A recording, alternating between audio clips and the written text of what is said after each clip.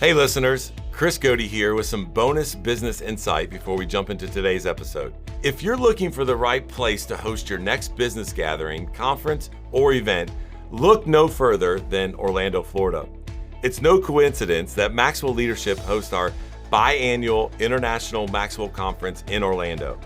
Between its many luxurious hotels, meeting spaces, and venues, Orlando is the perfect place for you and your team to gather, collaborate, and grow. Whether you're traveling for business or bringing your company for a meeting, there's a reason Orlando is as much a business capital as an entertainment one.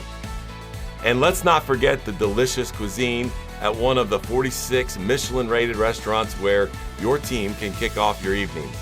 So before you plan your next business event, check out Orlando, where the possibilities for business travel are unbelievably real.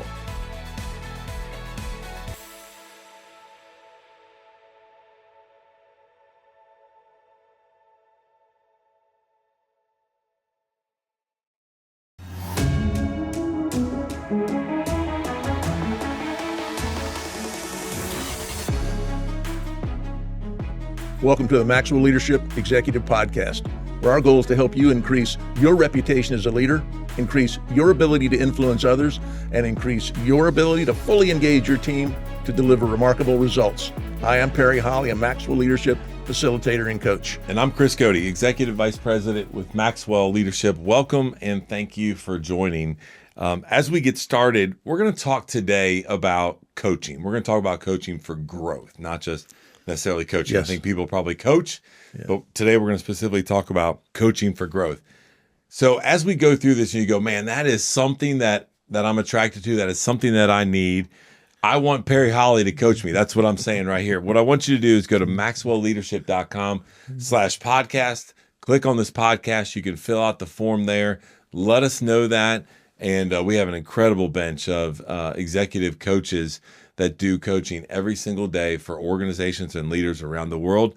Perry is one of those. And so if this is something that is intriguing to you as we dive through this, I want to encourage you to use that resource. Well, as I just mentioned, we are big fans of growth. It's one of our values around here. We're big fans of coaching. It's probably been over the last 3 years, even you would attest to this, is that our coaching side of things, the requests for it have grown tremendously, even more so than training at times. And so there are a lot of people out there that are looking for it. And what I love about it is that I think coaching is what makes training and ideas and reading and growth sustainable over time. And you're able to kind of go through and hold people accountable to that. So let's combine these two and talk a little bit about it today. I have noticed that used to be several years ago, people have a workshop, one and done, and hope it stuck, and it doesn't. It doesn't. Yeah. Nice day, fun.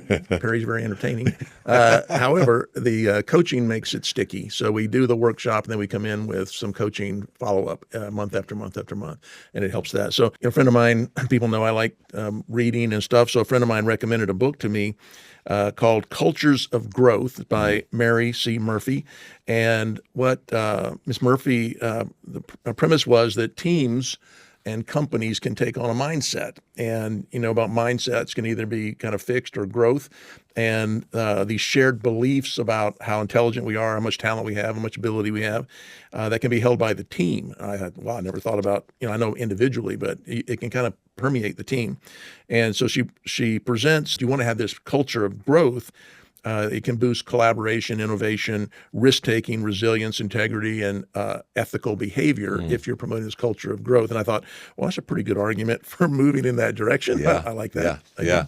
Love that. So let's talk a little bit about being a coaching leader, right? So what is that about? So when you think about this, people look at coaching, they look at mentoring, they look at different things. We're going to talk about coaching, a coaching leader today. And it's about unlocking the potential of the talent in other individuals, right? It's like pulling out the talent in them and unlocking that. It's also providing effective feedback and then development opportunities for those that you are coaching. So let's discuss a few things that makes coaches effective and what that looks like to ensure growth, okay? So first, and maybe even often overlooked, is assess the readiness of the team for coaching and growth, right?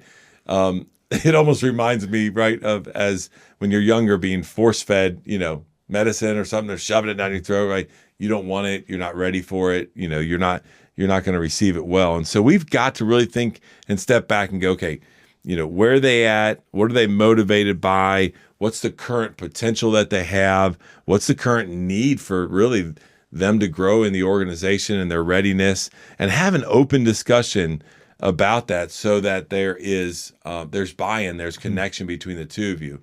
And so we've got to make sure that we are going through a process of understanding, diagnosing where they're at and where they desire to go in order before we prescribe what that growth plan looks like and what we're going to coach them through. I think about strengths and weaknesses too, that what are for every individual.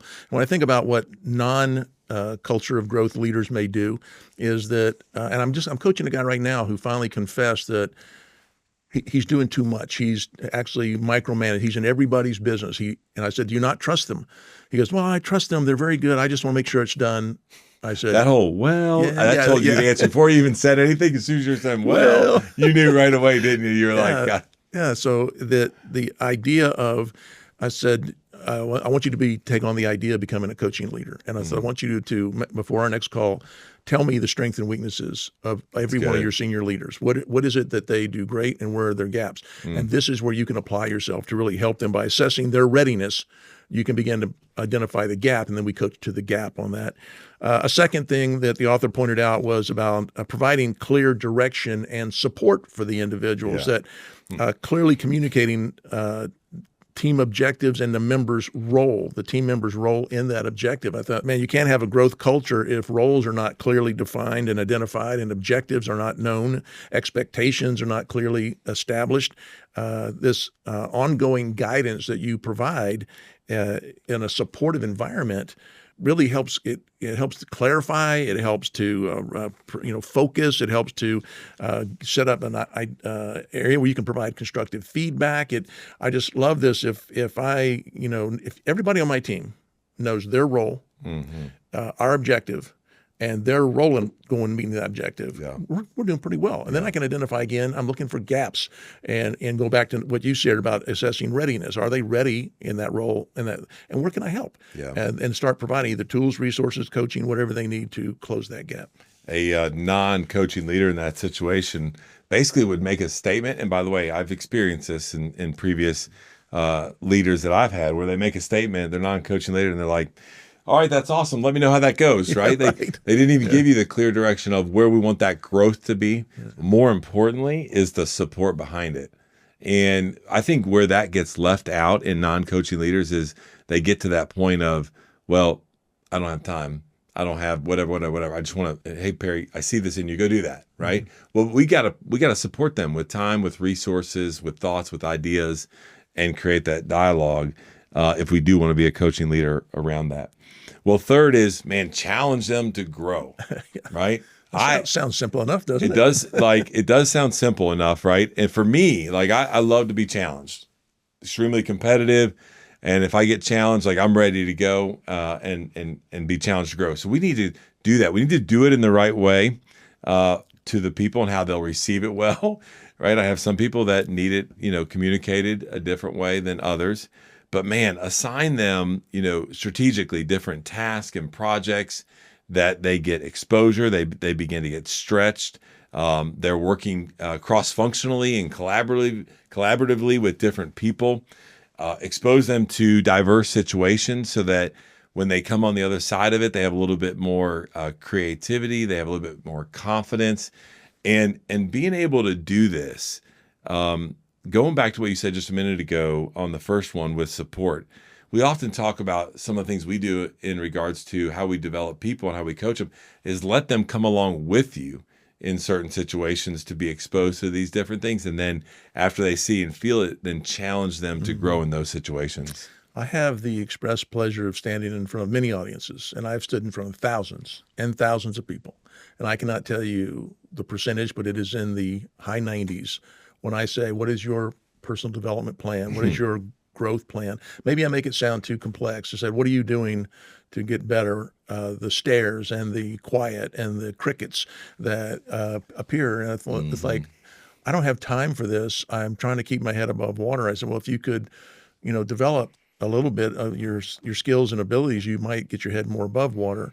But this idea that growth will just happen over time is false. Yes. Hear me. Growth doesn't happen by accident.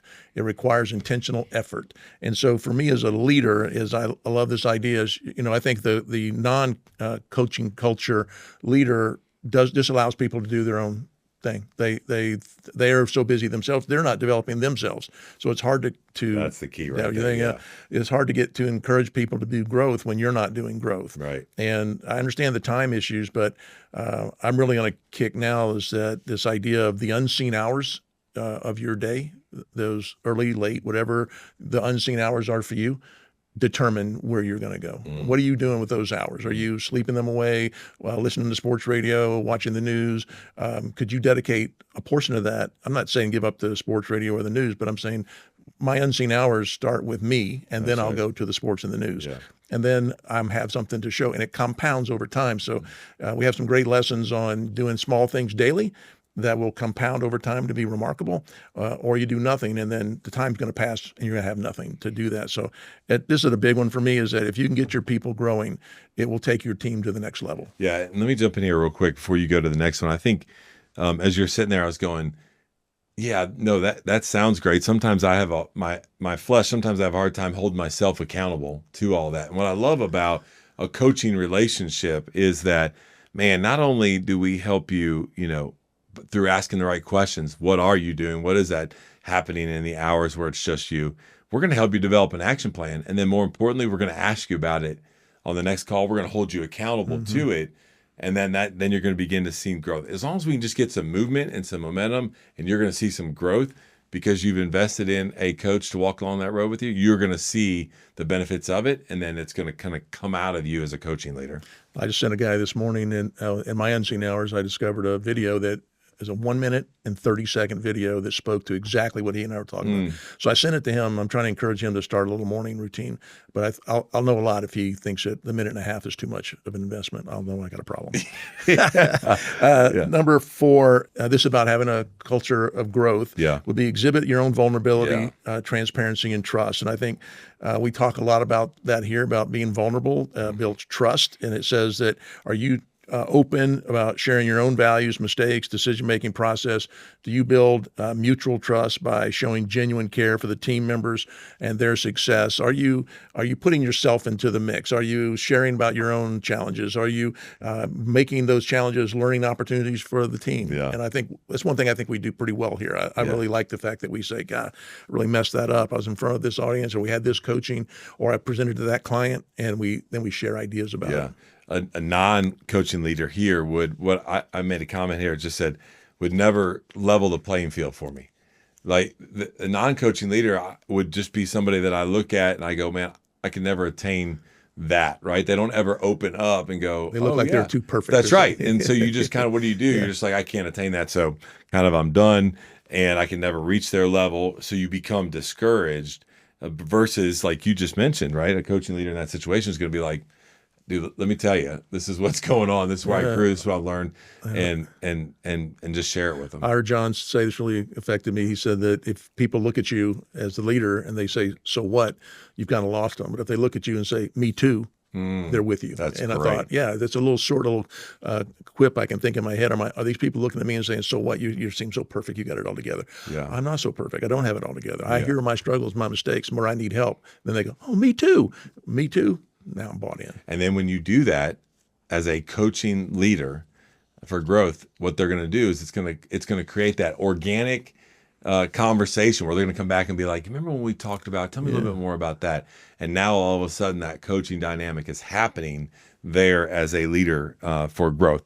Well, finally, number 5 is celebrate progress and success.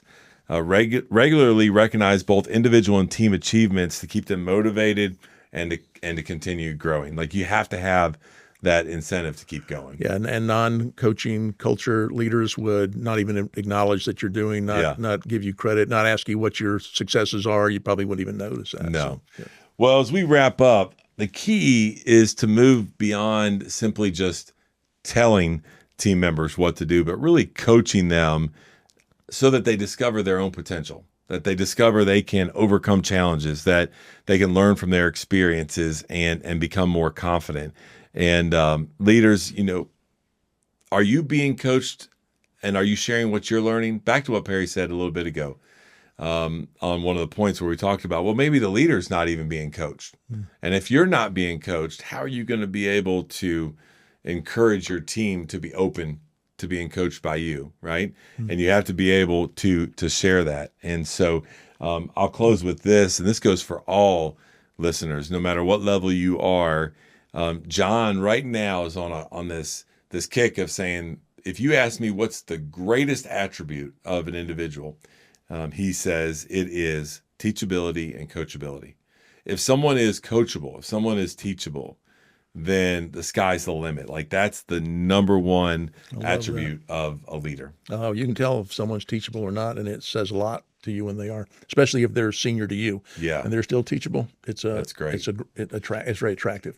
Well, thanks, Chris. And just a reminder, if you want that learner guide, want to learn about our other family of podcast offerings, if you'd like to learn about our offerings, you can do all that at maxwellleadership.com/podcast.